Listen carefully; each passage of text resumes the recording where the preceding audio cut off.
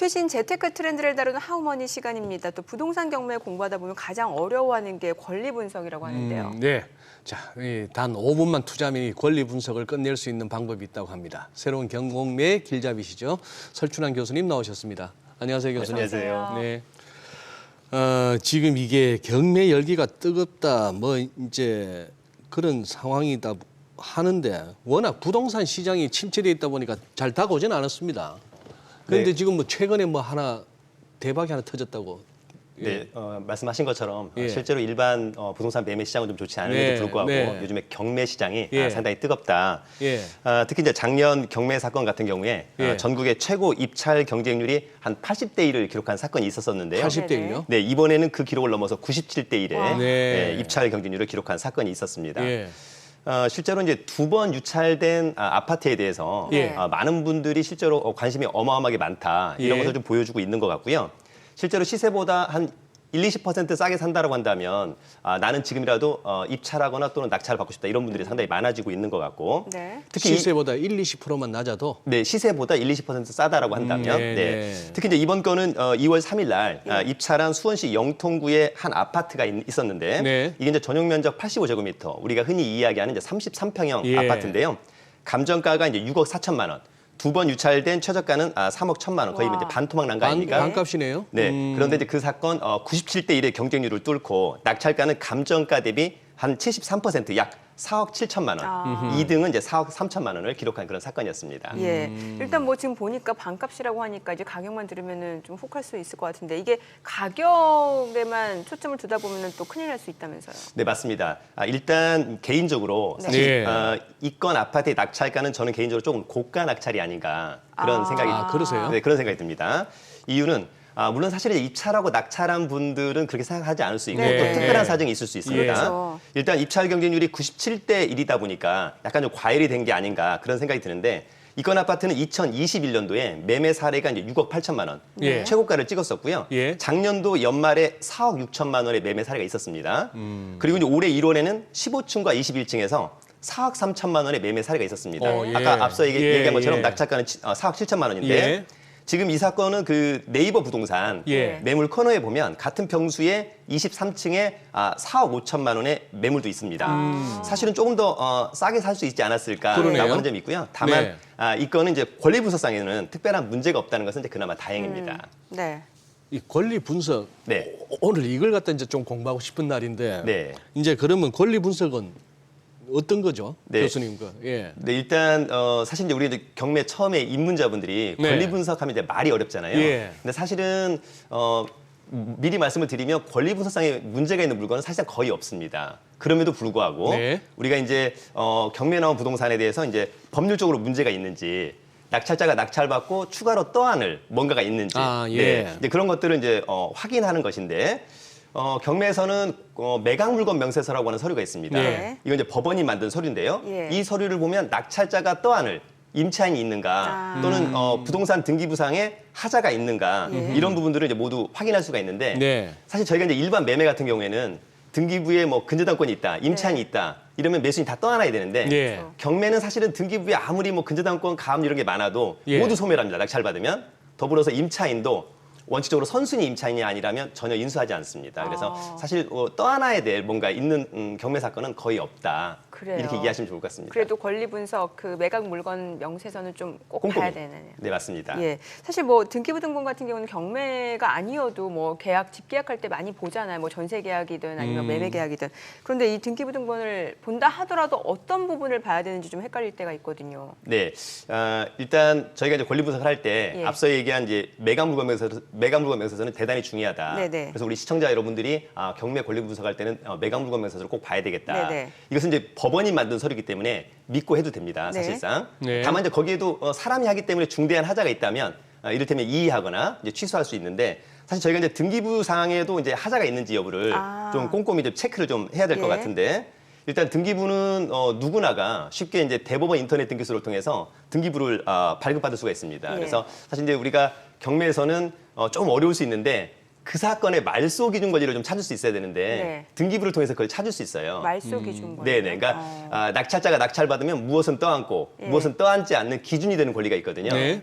뭐 근저당 통상 이제 근저당권이 많은데 예. 이 가장 등기부에 먼저 기입된 뭐 근저당권 이런 말소기준권을 찾아가지고 그거보다 떠안을 게 있느냐 없느냐 요거를 좀 잘 체크하면 되는데 실무에서는 요거보다 빨라서 네. 떠안아야 될 것이 사실상 거의 없다 이렇게 좀 이해를 하시면 좋을 것 같습니다. 교수님, 네. 아무래도 아파트를 예시로 해서 설명을 해주시면 좀 좋을 것 같은데 이 등기부 등본, 네. 이 표제부부터 한번 좀 본다면. 그럼 일단 예. 이제 아파트 같은 경우에는 사실 그 경매 초보자나 예. 부동산 초보자분들이 예. 네. 아파트 등기부는 어떻게 될까? 예, 예. 이제 우리가 등기부의 종류가 세 가지가 있습니다. 토지, 건물, 집합 건물. 네. 그럼 이제 우리가 집합 건물 등기부 등본을 발급받아서 아파트 등기부를 보면 되는데 표제부에는 통상 이제 부동산의 표시가 언급돼 있습니다. 그래서 우리가 통상 1동 건물의 표시. 아하. 그러면 이게 몇 동 아파트인지 네. 또 이 그 몇 동이라고 하는 아파트는 몇 층짜리인지 예. 면적은 어떻게 되어 있는지 예. 이런 게 나오고요. 예. 두 번째는 대지권의 목적인 토지의 표시가 나옵니다. 네. 요것은 이제 아파트 단지의 크기를 말합니다. 그러니까 우리가 대지권의 목적인 토지의 표시가 크면 클수록 대단지구나 이런 걸 이해하면 좋을 네. 것 같고요. 네. 그다음에 이제 전유 부분의 건물의 표시가 언급되는데 등기부에 표시가 되는 면적은 전용 면적입니다. 네. 그래서 우리가 흔히 이야기하는 실면적. 전용 면적은 잘 모르면 그냥 우리가 현관문 열고 안에 들여다 보이는 면적이 전용 면적이다 이렇게 이해하면 좋을 것 같고 예. 마지막으로 이제 대지권의 표시가 있거든요. 네. 아파트를 취득하게 되면 내가 그 아파트 단지 안에 일정한 대지 지분을 갖는다. 특히 이것은 굉장히 중요하죠. 왜냐하면 대지 지분이 많다는 것은 그만큼 아파트가 쾌적할 가능성이 높고 그렇죠. 대지 지분이 많다는 것은 나중에 재건축을 할 때도 상당히 유리하다. 아무래도 대지 지분이 많은 게 좋은 것 같습니다. 네. 갑구라고 되어 있는데 이 갑구도 좀 살펴보면 좋을 것 같고 사실 뭐 가압류라든지 가처분 저는 이런 단어는 이제 등기부 등본에서는 본 적이 없는 것 같거든요. 네, 일단 이제 등기부는 이제 표제부 갑구 을구가 있는데 예. 갑구에는 기본적으로 이제 소유권에 관한 사항들이 이제 언급이 됩니다. 예. 이제 우리 앵커님께서 앞서 얘기한 것처럼 이제 가압류 가처분 네. 이런 얘기가 많이 나오는데요. 실제로 이제 가압류 가처분은 나중에 소송을 전제로 채권자가 뭔가 미리 채무자가 뭐 팔아먹지 못하도록 또는 이 네네. 현상을 변경하지 못하도록 잡아두는 절차다 이렇게 네. 이해하면 좋은데 그냥 가압류 가처분의 가장 큰 차이점은 채권자가 돈 받을 거 있을 때 채무자가 부동산 팔아먹지 못하도록 잡아두는 그렇죠. 절차 가처분. 반면에 가처분은 돈 받을 권리가 아닌 네. 특정한 청구권이 있을 때 하는 것이다 이렇게 좀 이해를 하시면 좋을 것 같고요. 다만 이제 우리가 그 일반 매매할 때는 가압류가 많으면 상당히 부담스러운데 경매에서는 가압류가 아무리 많아도 상관없습니다. 왜냐하면 모두 소멸할 거거든요. 예. 또 하나 이제 가처분 같은 경우에는 말소 기준 권리보다 뒤에 있으면 전혀 문제가 없고 말소 기준 권리보다 앞에 있으면 좀 문제가 될 수 있는데 역시 그런 사건도 거의 없다. 채 1%도 안 될 것 같습니다. 거의 뭐 10,000건 중에 한두 건 있을까 말까. 네. 지금 화면에 나오는 그 가압류 가처분 이거 좀 설명을 해주세요. 돈 안 돈. 네. 이제 쉽게 얘기하면 제가 이제 우리 앵커님한테 네. 돈 받을 거 있는데 앵커님 저한테 돈을 안 주는 거예요. 네. 그럼 제가 이제 앵커님을 상대로 소송을 해야 되잖아요. 근데 소송하는 가운데 소송하는 시간이 길어지는데 앵커님께서 아파트 하나 갖고 있는 거예요. 예. 그걸 처분해 버리면 제가 소송에서 이겨봤자 받을 나중에 게 없죠. 받을 게 없습니다. 예. 그래서 가압류. 사전에 잡아두고 간다. 예. 돈 받을 거 있을 때. 그래서, 예. 그래서 돈안 안. 반면에 이제 가처분은 뭐냐면 돈이 아니고요. 예. 제가 우리 이진 앵커님한테 예. 아파트를 돈 주고 다 샀는데 소유권 이전 등기를 안 해주는 거예요. 그럼 제가 소유권 이전 등기 청구 소송을 해야 되잖아요. 예. 네. 근데 시간 오래 가는데 사전에 팔아먹어 버리면 예. 저는 이제 이겨봤자 꽝 되는 거잖아요. 예, 그래서 예. 사전에 소송하기 전에 사전에 못 팔아먹도록 잡아두고 하는 것. 그러니까 아까 제가 이정민 앵커님한테는 돈 받을 거 있을 때, 예. 다만 우리 이진 앵커님한테는 돈이 아니고 소유권을 소유권. 뺏어오겠다라고 하는 예. 이런 예. 특정한 청구권이 있을 때 하는 게 가처분이다. 이렇게 이해하면 좋을 것 같습니다. 우리 설 교수님 계속 출연시키셔야 됩니까? 예시를. 아니 근데 교수님 아까 설명하신 중에 네. 그래요. 가압류를 갖다가 정민앵커가 돈을 안 갚아서 여기다가 정민앵커 아파트에다가 가압류를 하셨어요. 네. 신청하셨어요. 근데 이게 경매로 처분돼 버리면 가압류가 사라진다는 근데 거예요. 무조건 소멸합니다. 그러면 가압류를 할 이유가 있습니까? 일단 그 가압류를 하는 이유는 네. 경매하는 가운데서 예. 제가 일단 배당 순위에 따라서 배당을 받으면 되는 거죠. 저는 이제 경매에서 낙찰된 금액으로 돈을 받으면 되는 거니까. 그 돈으로 네. 경매한 돈에서 네. 배당 순위에 따라서 배당을 받는 거고요. 다만 앞서 얘기한 근저당권이나 가압류권자는 배당을 다 받든 못 받든 무조건 소멸하는 것이 법원의 소멸주의 입장입니다. 그러니까 입찰자 입장에서는 문제가 없습니다. 입찰하는 사람은 일단 자기가 낙찰된 그 가격으로 아파트를 사는 거고 네네. 그 돈이 가서 그 가압류한 가압류하신 교수님한테 돈이 갈지 안 갈지는 뭐 나는 맞습니다. 신경 네. 쓰지 않아도 네, 된다. 맞습니다. 네네. 저 돈 빌리면 잘 갚아요. 을구 살펴볼게요. 을구. 네. 자, 일단 우리가 이제 을구도 한번 이제 살펴보면 네. 좋은데요. 을구에는 이제 기본적으로 소유권 이외에 관한 사항들이 기본적으로 네. 이제 언급이 됩니다. 그래서 사실 이제 을구에서 가장 많이 언급되는 것이 근저당권입니다. 네. 근데 실무에서는 우리가 이제 일반 매매할 때 또는 뭐 임대차 계약할 때 등기부를 발급받아서 여기에 근저당권이 많다. 그럼 상당히 부담스럽습니다. 예. 왜냐하면 떠안아야 되고 부담스러운 거니까. 근데 앞서 얘기한 것처럼 경매에서는 낙찰을 받아도 전혀 문제가 없습니다. 근저당권이 하나가 있든 100건이 있든 모두 소멸합니다. 네. 배당을 받든 말든 낙찰자하고는 아무런 상관이 없다라고 하는 점. 그런 점에서 우리가 이제 을구에서는 뭐 근저당권 이런 것들이 많은데 입찰자 입장에서는 특별히 문제가 없다. 이렇게 좀 이해하시면 좋을 것 같습니다. 교수님, 네. 우리 또 사실 우리 청년들이나 좀 젊은 분들 가운데는 저 말은 많이 들어도 근저당권 잘 네. 안다고 옵니다. 좀 한번 쉽게 한번 설명해 주시죠. 자, 역시 이제 통상 이제 근저당권은 네. 개인과 개인에서는 잘 안 하고요. 네. 제가 만약에 이제 KB에 돈을 좀 빌린다. 네. 근데 제가 한 은행에서? 은행에다가 좀 빌리고 네. 싶다. 네. 근데 이제 한 5억 정도 빌리고 싶은데 제가 이제 10억짜리 아파트가 하나 있어요. 예. 그래서 제가 은행한테 나를 담보로 좀 빌려달라 그랬더니 나는 당신은 못 믿겠다. 부동산을 담보로 가져와라. 신용대출은 못 하겠다. 맞습니다. 그래서 제 아파트에다가 이를테면 이제 은행이 대출을 이제 한 5억 정도 하면 나중에 이제 손해액까지 좀 플러스해서 한 120% 할증해서 한 6억 원의 근저당권을 설정해서 나중에 이제 우선해서 변제를 받겠다. 그렇게 사전에 예. 잡아두는 것을 근저당권이라고 이해하시면 좋을 것 같습니다. 예. 네. 알겠습니다. 그리고 그거는요. 요즘 저 지난 시간에도 말씀해 주셨습니다만 이 깡통 전세 깡통 우려. 전세. 네. 자, 이게 그러면 아파트 경매 물건은 늘어나고 있고 이 아파트 경매 때에서 그러면 이 전세권에 유의하라 이 말씀은 어떻게 이해하면 될까요? 네, 일단 우리가 이제 경매에서 가끔 보면 이제 전세권이 언급이 되는데요. 예. 실제로 이제 전세권은 우리가 이제 임대차 계약을 하고 네. 임차인이 임대인한테 부탁을 해가지고 예. 반드시 전세권 등기를 해야 전세권이 되는 겁니다.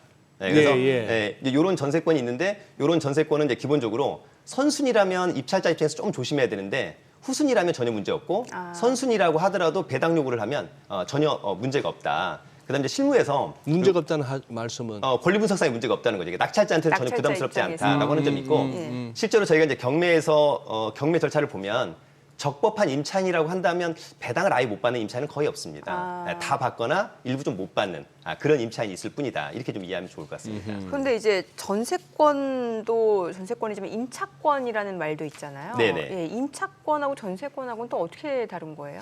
자, 일단 많은 분들이 좀 혼동하는 부분이 네. 바로 전세권과 임차권인데요. 예. 실제로 이제 임대인하고 임차인이 임대차 계약을 맺었다 예. 또는 전세 계약을 맺었다. 예. 그럼 많은 분들은 전세권이구나 이렇게 생각합니다. 네. 그건 그렇지 않습니다. 제가 만약에 임차인이라고 한다면 네네. 임차인이 임대인하고 계약을 맺었다. 네. 제가 이제 집주인한테 동의를 얻어서 나는 여기 뭐 점유와 전입신고 못하니까 나의 좀 권리를 위해서 전세권 등기를 좀 해달라. 예. 그래서 임대인이 동의를 해줘야만 할 수 있는 게 전세권. 전세권. 그래서 등기부에 딱 기재가 됩니다. 예. 전세권이라고. 예. 그것이 아니고 대부분의 임차인들은 임대차 계약을 맺고 그냥 본인이 알아서 점유하고 전입신고하고 확정일자 받고 임대인하고 아무런 부탁하지 않고 네. 그렇게 사는 것이 임차권입니다. 확정일자 받는 거고. 네, 맞습니다. 그러니까 점유와 전입신고 확정일자를 통해서 본인이 어떤 대항력과 우선 변제권을 가지는 것이 특히 확정일자로 인해서 그렇게 권리가 생긴다고 생각을 하는 거잖아요. 그렇죠. 전입신고하고 확정일자 둘 다 예, 중요합니다. 예. 확정일자만 받아서는 또 상당히 전입신고하고 위험하고요. 확정일자. 전입신고와 확정일자가 예. 둘 다 중요하다. 그 전입신고 안 하시는 분들도 있나요?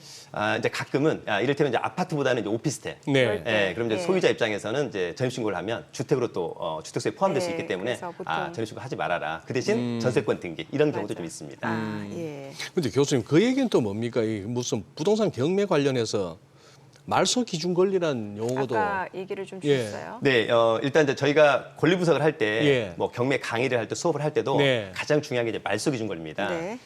우리가 이제 일반 매매와는 달리 예. 경매에서는 권리 분석을 모두 이제 낙찰자가 예. 알아서 해야 되는데 예. 내가 낙찰을 받았을 때 예. 등기부상에 어떤 하자가 있다면 내가 떠안을 게 있나? 또 임차인들이 많다면 내가 어떤 임차인을 떠안아야 될까? 네. 그런 기준이 되는 권리를 말소 기준 권리라고 하는 거고요. 이 말소 기준 권리보다 앞서 있는 이를테면 임차인 일명 선순위 임차인 예. 또는 뭐 가처분 가등기가 되어 있으면 사실 낙찰자 입장에서는 좀 떠안을 게 많다. 그런데 통상은 말소 기준 권리보다 앞서 있는 게 거의 없어서 낙찰되면은 사실상 거의 소멸한다. 그 소멸의 기준이 되는 권리를 저희가 이제 말소 기준 권리라고 하기도 합니다. 이거 좀 예를 들어서 설명을 해주세요. 자, 그러면 저희가 만약에 이를테면 근저당권하고 만약 임차인이 있다라고만 한번 쳐보면요. 네. 말소 기준 권리가 근저당권이고 근저당이 설정될 당시에 임차인이 없었다가 근저당권이 설정되고 뭐 한 달 있다가 임차인이 점유와 전입신고 확정일자를 받았다. 예. 네. 그럼 후순위가 되는 겁니다. 아. 그러면 낙찰되면 말소 기준 권리가 앞에 있기 때문에 소멸하고 뒤에 있는 것도 무조건 소멸합니다. 반대로 등기부가 깨끗했을 때, 예. 즉 말소 기준 권리가 없었을 때 임차인이 점유와 전입신고를 했다. 이제 우리가 흔히 대항력이 생긴다고 하는 거거든요. 그 다음에 한 달 있다가 근저당권이 설정됐다. 그럼 말소 기준 권리는 근저당권. 낙찰되면 근저당권 포함해서 뒤에 있는 건 소멸이 되지만 앞에 있는 선순위 임차인은 소멸되지 않습니다. 아하. 그러니까 그런 임차인이 있으면 우리가 조심을 해야 된다. 그런 이야기고요. 예. 앞서서 이제 우리가 가처분 같은 경우도 있었는데 많은 분들이 가처분하면 좀 대단히 불편하다 이럴 수 있는데 네네. 근저당권이 앞에 있고 가처분이 뒤에 있으면 문제가 없습니다. 예. 소멸합니다. 예. 근저당권이 앞에 있기 때문에. 예. 근데 가처분권이 앞에 있고 근저당권이 뒤에 있으면 근저당권이 말소 기준 권리 뒤에 있는 건 소멸하지만 앞에 있는 가처분은 소멸하지 않습니다. 그러니까 그런 것들이 있는데 이런 것들은 본인이 잘 모른다 하더라도 매각 물건 명세서에 언급이 됩니다. 네. 그러니까 잘 모른다 하더라도 매각 물건 명세서만 보면 내가 뭔가 떠안을 게 있나? 떠안지 않나? 이런 것들을 모두 깔끔하게 체크할 수 있습니다. 네, 우리 시청자분들 이거 조금 속도 늘려서 재생해서 보셔야 될 것 같아요. 느리게 해서. 네. 주변에 그 경매 뛰어다니는 지인이 있는데 존경스럽네요. 다 공부하시잖아요. 공부 안 하고는 안 되는구나. 네, 근데 실제로 이제 권리 분석상에 네. 이렇게 좀 공부를 많이 하지만 네. 문제가 있는 물건이 거의 없다. 그렇다. 알겠습니다. 오늘 말씀 잘 들었습니다. 예, 고맙습니다. 고맙습니다. 감사합니다.